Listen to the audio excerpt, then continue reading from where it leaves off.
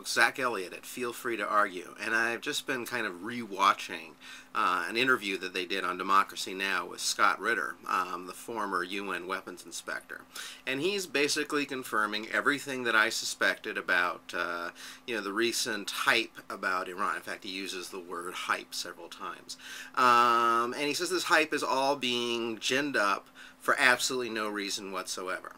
And he, as someone who actually knows about this crap, as opposed to someone who's just posturing to try to scare the American public, wow, I wonder who that sounds like, he explained basically the nuts and bolts of the agreement and, how that the IAEA has with Iran, talks about how there was an element which is what Obama's referring to, but this was a voluntary thing that was set up, I think, I can't remember now, it's 2003? Yeah, 2003, that Iran willingly took on, voluntarily, these extra requirements saying that they would report a facility when they were about to build it.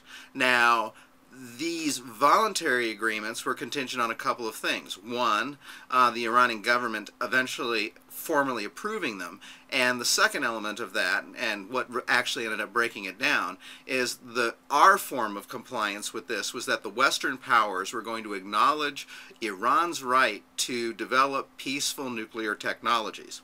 Now, since we've never really done that, around 2007, Iran said, well, if you guys aren't going to be kind of giving our biscuit and holding up your end of the deal, then, fuck y'all. We're not going to, warn you well in advance of when, one of these things is coming online. We'll just go back to the former agreement that was approved, and which they are bound by, where they have to give notification, only, I think it's, what is it? I think 180 days prior to when nuclear fuel is being introduced. So, I mean, they can start building the facility. In fact, that's exactly what happened with Qom, which is where the new facility is. Iran was under their obligations, reporting it to the IAEA, and then this whole furor was whipped up after that happened.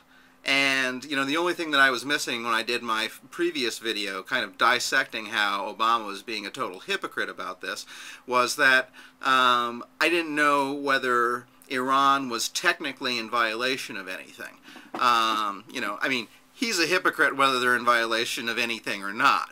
But the point that Ritter points out is that as far as the IAEA is concerned, they're not in violation of anything. And he made a rather astonishing comment. He said that the IAEA has 100% accountability for all the nuclear material in Iran. So, as far as they're concerned, they know where every kind of drop of enriched uranium in all of Iran is, and they've managed to account for all of it. Good luck trying any of that crap with Israel.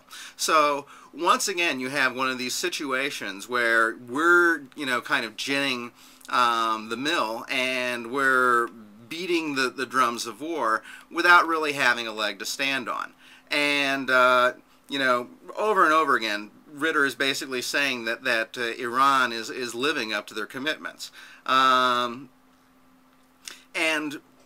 that we're not living up to our side of the deal and allowing them to produce the material when we said that we were going to, allow them to do that.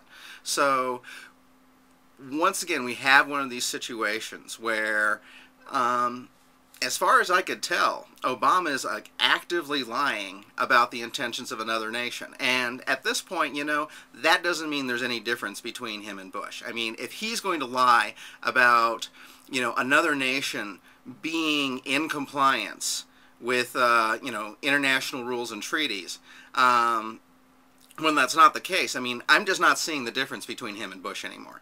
And especially, if he's going to use this as like a precursor for some sort of aggressive action. Because, I think this is just a load of shit. And I don't even know what else to say about it.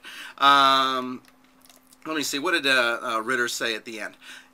because he had a really good way of saying, oh, and like a lot of has been made of the fact that they shot off of these missiles immediately prior to when they're going to be meeting with the United States and various other, rich countries.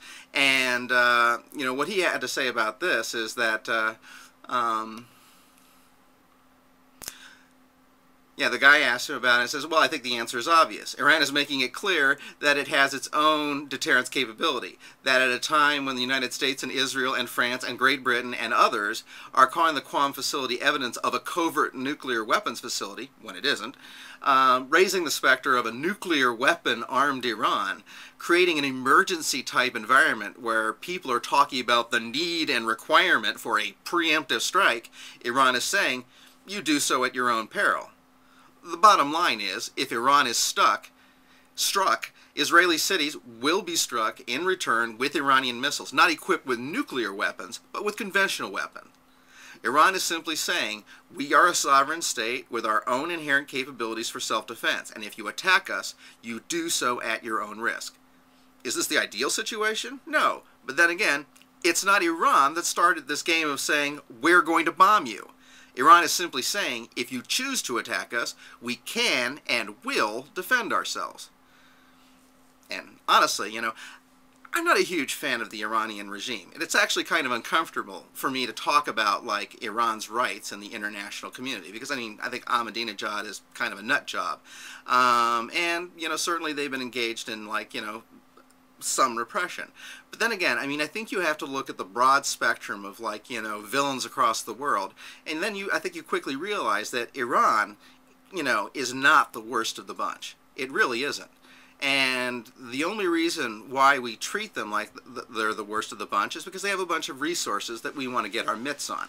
And so, apparently, regardless of whether a Democrat or a Republican is in the White House, we're going to vilify them because we need to keep constant pressure on them, because at some point in the future, we want to go in there and grab their shit, just like we did in Iraq. And the justifications for that aren't any more noble than they were in Iraq. But, as always, you can feel free to argue. This has been Zach Elliott. Have a good evening, everyone.